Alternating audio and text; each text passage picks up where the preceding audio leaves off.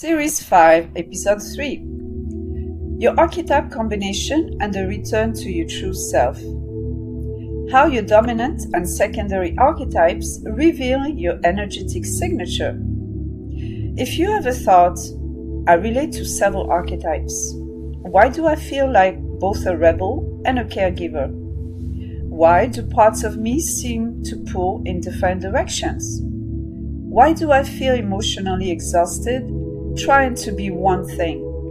Stay with me, because this episode may explain why you felt fragmented, conflicted, or like you never fully fit into a single identity.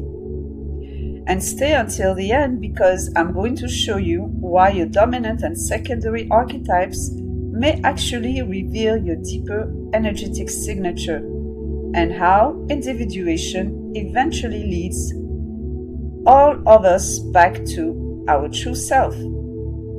Not the self built from survival, the self beneath it, the one that was always there. You were never meant to become a single archetype. One of the biggest misunderstandings in archetypal work is this. People believe, I found my archetype, this is who I am. Well, not exactly. You are not meant to become a single archetype. You are meant to become whole, not limited.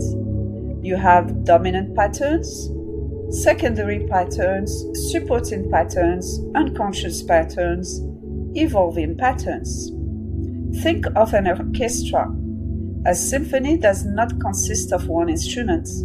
A violin alone does not create a symphony. A drum alone does not create a symphony.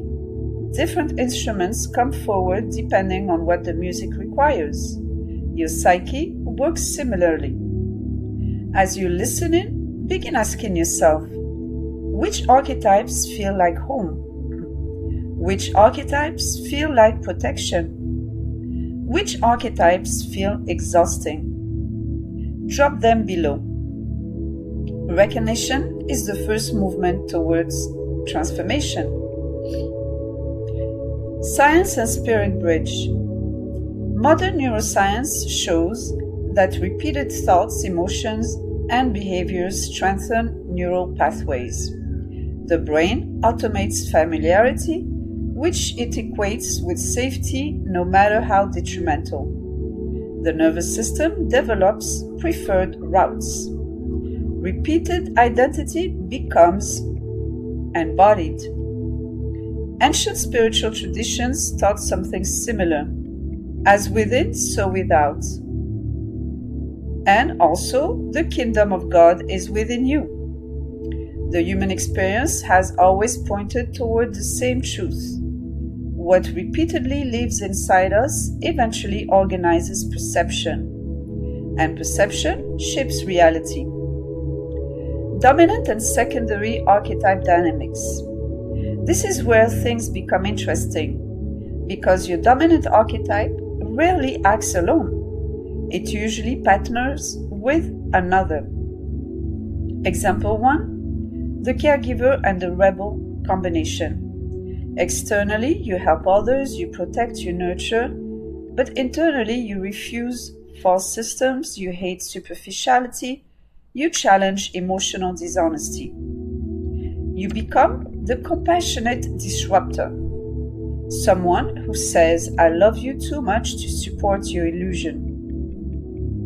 Possible shadow, giving too much to earn love, only to become resentful, helping everyone while feeling unseen and let down. Love becomes transactional, and it involves unhealthy attachments and unconsciously attracts other souls with familiar wounds. The integrated or healed expression shows as compassion with boundaries and discernment of the greater divine plan, truth without destruction or manipulation or control. Example number 2, the hero and the sage combination. Externally, you achieve, you push, you master. Internally, you analyze, you seek wisdom, you need meaning. Possible shadow, Overworking while endlessly overthinking, you become an eternal seeker, trying to control others and reality to pacify the inner lack of order and peace. Becoming productive without becoming fulfilled, you become a workaholic to prove your worthiness and eventually burn out, feeling cheated by life. The integrated expression, purpose-driven leadership, and integration of knowledge as lived wisdom with humility and integrity, balanced, meaningful lifestyle, and healthy boundaries. Example 3. The lover and creator combination. Externally, you value beauty, connection, expression. Internally, you create. Emotionally, you transform and translate feeling into art, business, teaching, movement, or healing.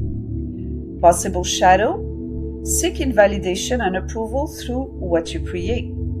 The lack of purpose and emotional turmoil can lead to periods of withdrawal, numbness, and feeling of futility, lack of direction, where the system loses tremendous life force and energy. The integrated expression is creating from overflow instead of emptiness and neediness, embracing life as a fully expressed extension of it, not disconnected or isolated from it, or at its mercy. Important reframe. The first goal is knowing who you are, truly. It starts with identity, the essence of your becoming. Who am I, you ask? I am that I am is the sacred answer which gives utmost meaning to what comes after this phrase, what you decide to embody as a conscious creator. The goal becomes the expression of that essence. What is trying to express itself through me becomes the new question. The individuation process. Carl Jung described individuation as the movement towards becoming whole, not perfect, but integrated and aligned with one's authentic truth. Quote from Carl Jung: "The privilege of a lifetime is to become who you truly are."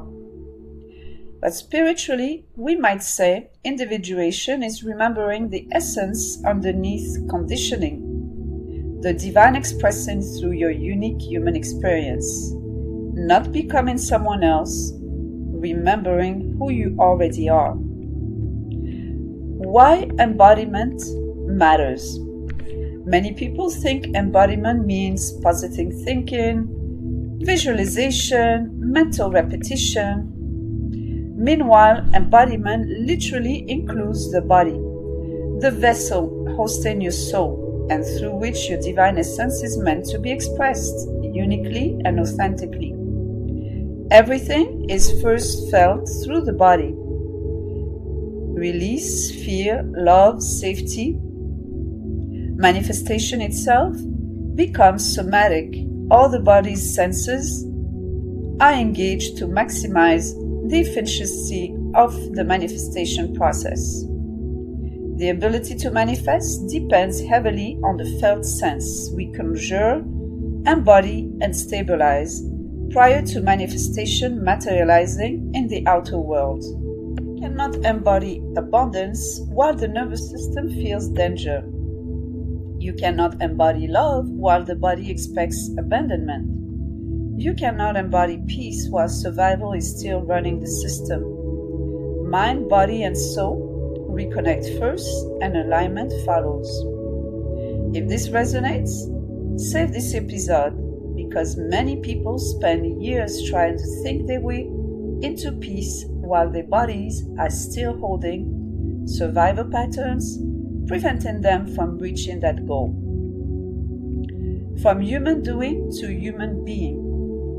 For many people, life becomes a repeating cycle of more doing, pushing, chasing, achieving, thinking, and performing, becoming a human doing, with little to no space for rest and contemplation.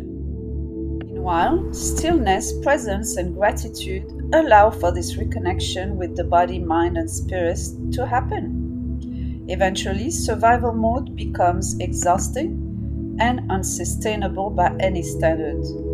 The body says enough, and gradually the nervous system starts releasing old programs and conditioning. Identity softens, resistance loosens, the old structure and the old identities scaffolding dissolve through a deep process of purification. That's when something interesting happens.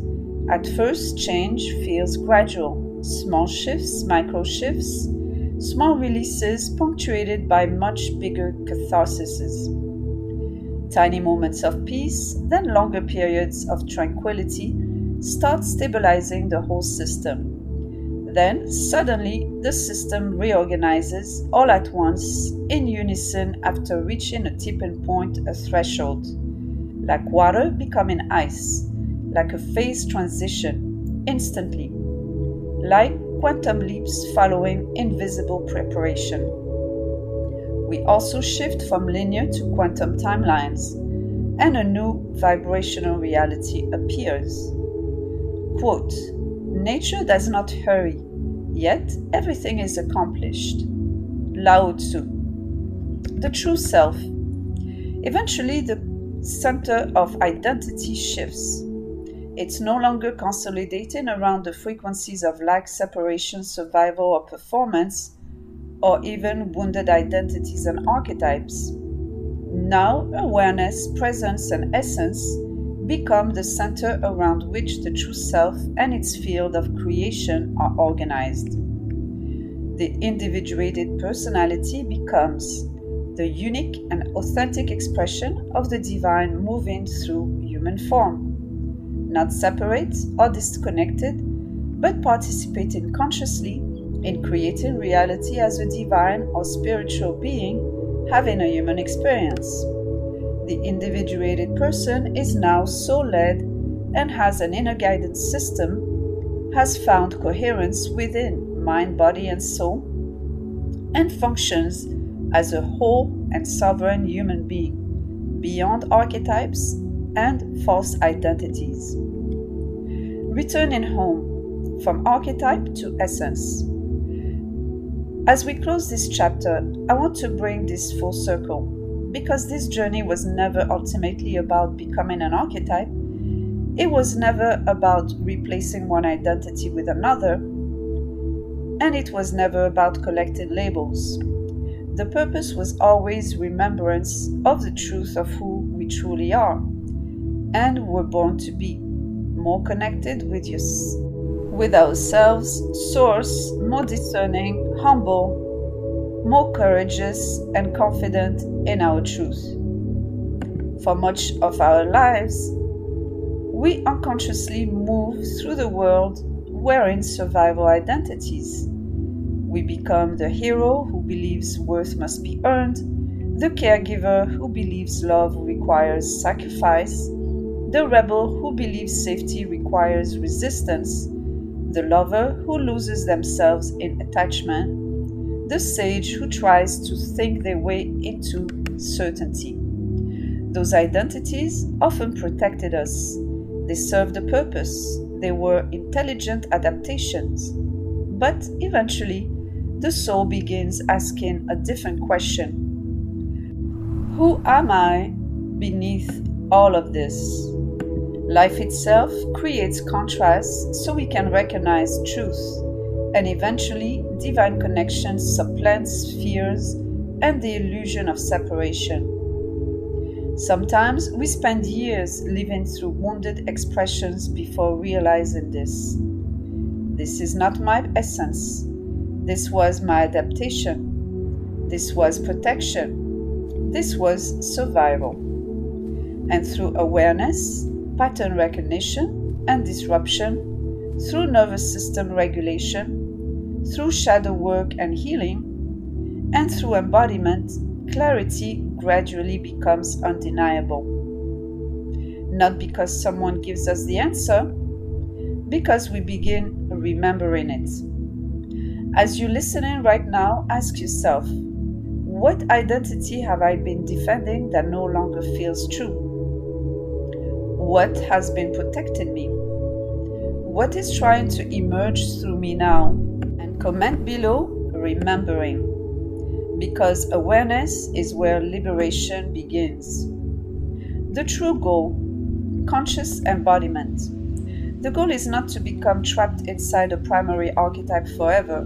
The goal is not to say I am a rebel, I am a sage, I am a caregiver. The goal is to become conscious enough that archetypal energies are now available to you without imprisoning you or controlling you. Eventually, you become capable of consciously moving between them. You bring forward or activate the healed and integrated expression. The hero when courage is needed, the lover when intimacy is needed, the sage when wisdom is needed, and so on. But none of them owns you. None of them defines you. None of them imprisons you. You are no longer unconsciously possessed by them. You consciously embody them and express the energies at will. This is what sovereignty begins to feel like. This is what coming home begins to feel like. Human being, the return. After a lifetime of surviving, after a lifetime of adapting, after a lifetime of trying to become enough, you begin returning. Returning to truth, to wholeness, to the self, to the quiet place underneath the performance. You realize you were never really fragmented. You were becoming conscious and coherent. You were remembering. And paradoxically, the more individuated you become, the less rigid your identity becomes. You become more flexible, fluid, alive, present, more yourself, more at home internally and externally. The caveat? Individuation never ends. There is something important to understand. Individuation is not a final destination. It is not, I arrived, I'm done, I healed everything. According to Carl Jung, individuation is a lifelong process. Not perfection, not completion, but an ongoing relationship with truth which is more grounded, refined, and discerning. You choose clarity over control, purity over judgment and comparison, radical honesty over forcing, meaning and assumptions. You hold discernment without losing your humanity. Your direction is grounded and aligned to your divine essence. There will always be deeper layers, new levels of awareness, new invitations, new initiations, new opportunities to embody more of your divine essence, which by definition is unlimited and ever expanding. Spiritual awareness, the ability to see and feel beyond the seen and normal, sensitivity to truth and energetic integrity, and inner guidance are remembered and starting to form the new normal after millennia of collective disconnection. This is a sacred transformation and rebirth.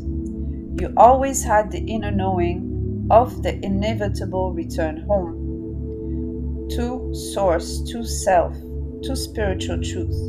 You always knew that life was bigger and more sacred than what you were led to believe, what you learned in the matrix of illusion and separation. And eventually, something changes permanently. Perspective reorganizes, the lens through which you experience reality changes. And once seen, it becomes difficult and even impossible to unsee. An added benefit is the activation of your inner gifts and talents without collapsing under their weight, responsibility, and without distortion of this power, and its use for control and domination. If this transmission resonated with you and you are realizing that nothing went wrong or sideways, I was never broken, I was never lost, I was remembering myself, comment, I am remembering now. And if you're ready to stop operating from survival identities and begin embodying your authentic energetic signature, download my complimentary ebook, Energy is Everything, Using Science and Spirit to Master Vibrational Reality. or book a complimentary 20-minute discovery call on Heal Me. See details in bio. Because I empower people to move from confusion into clarity, from smallness to expansion, from survival into sovereignty, from insight into transformation and embodiment, from human doing into human being. Heal deep, rise sovereign, still fire 1111, the frequency calls, the fire rises, and now it radiates. Welcome back, welcome home.